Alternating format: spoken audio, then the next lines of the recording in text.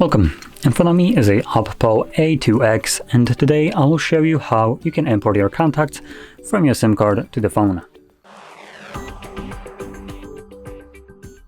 Now to get started, you want to find your standalone contacts application. For me it is right over here.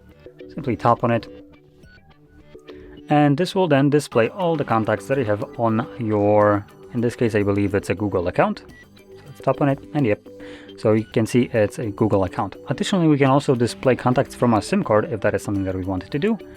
But I'm going to show you how we can import these contacts to be either in your Google account or on a new specific field. So anyway, let's go to Fix and Manage, and then we're going to select Manage SIM, and this will then allow us to import contacts from our SIM card. Now, by default, it's trying to import them to the Google account if there is one signed in into this on this device.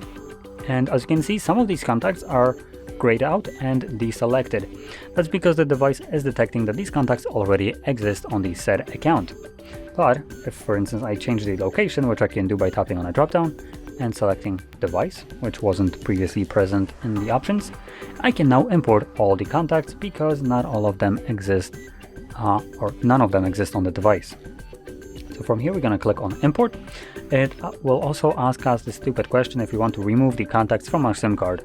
I highly recommend against this because these contacts never get in your way and are there as a kind of like a backup. If something would ever happen to your device and maybe you are storing all your contacts on the phone, this will leave you with a backup copy that is located on your SIM card, which will persist on any other device that you put that SIM card into. So I'm going to be selecting Keep. This will then import all the contacts that I have selected, which was all for me. And when we go back to our contacts list, we can tap again on this little icon right there, and you can see we now have device as an option where it's going to be showing the contacts from. So there we go. And you can swap between them. If you have multiple accounts signed in on the device, you can also obviously, you'll be also able to see them all here. And you can choose each one individually. But with that being said, if you found this video helpful, don't forget to hit like, subscribe, and thanks for watching.